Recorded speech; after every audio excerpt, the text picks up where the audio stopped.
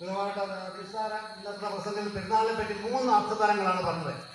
ഈ പെരുന്നാൾ നമ്മുടെ സഹായം എവിടെ നിന്ന് വരുന്നു? ഏത് സഹായം? ആകാശവും ഭൂമിയും സൃഷ്ടിച്ച ദൈവത്തിന്റെ സന്നിധിയിൽ വരുന്നു. ആ സഹായക്കാരനെ അന്വേഷിക്കുന്ന പെരുന്നാളായിരിക്കണം. ആ സഹായക്കാരനോട് നന്ദി പറയുന്ന പെരുന്നാളായിരിക്കണം. 2, നമ്മുടെ ചരിത്രത്തെ പറ്റി നമുക്ക് ബോധ്യം വേണം. ചരിത്രം നമുക്ക് പറഞ്ഞു കൊടുക്കണം. അതാ ഞാൻ പറയാം, നമ്മുടെ പിതാക്കന്മാർ അനുഷ്ഠിച്ച പ്രാർത്ഥന, നോയമ്പ്, വിശ്വാസം, അത് അനന്തര തലമുറയ്ക്ക് പറഞ്ഞു കൊടുക്കുവാനും അവരെ ആ വഴിക്ക് നയിക്കുവാനും സാധിക്കണം.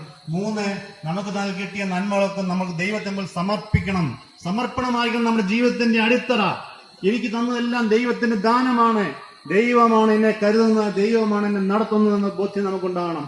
തീർച്ചയായും ഇന്ന് ഈ മീറ്റിംഗില് ഇവിടെ കടന്നു വരികയും നല്ല ഒരു വചന പ്രകടനം, വളരെ ലളിതമായ ഭാഷയിൽ, സാറ് നമ്മൾ കുട്ടികളെ പഠിപ്പിക്കുന്നതല്ല, ഒരു വലിയ കൺവെൻഷൻ മാസ്മരിക പ്രസംഗമൊന്നുമല്ല, കുട്ടികളെ പഠിപ്പിക്കുന്നതല്ല. ഇടയ്ക്കിടയ്ക്ക് എല്ലാവരും വിളിച്ച് ശ്രദ്ധയൊക്കെ തിരിച്ച് വളരെ ഒരു അധ്യാപകൻ എങ്ങനെ തന്നെ ക്ലാസ് ചെയ്യുന്ന കുട്ടികളെ പഠിപ്പിക്കുന്നു, അതുപോലെയാണ് ഇന്നത്തെ സാറ് ക്ലാസ് എടുത്ത്.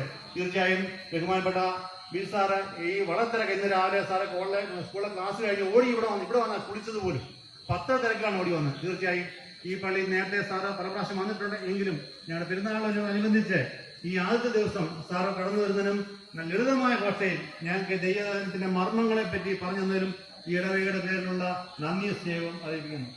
ബഹുമാനപ്പെട്ട മാധ്യമ സംവാദത്തിന്റെ സാന്നിധ്യം നമുക്കുണ്ട്. അതുപോലെ ഈ ഇതിന്റെ എല്ലാ കാര്യങ്ങൾക്കും ചുക്കാൻ പിടിക്കുന്ന എല്ലാം നേതൃത്വം നൽകുന്ന ബഹുമാനപ്പെട്ട വികാരിയച്ചനാണ്.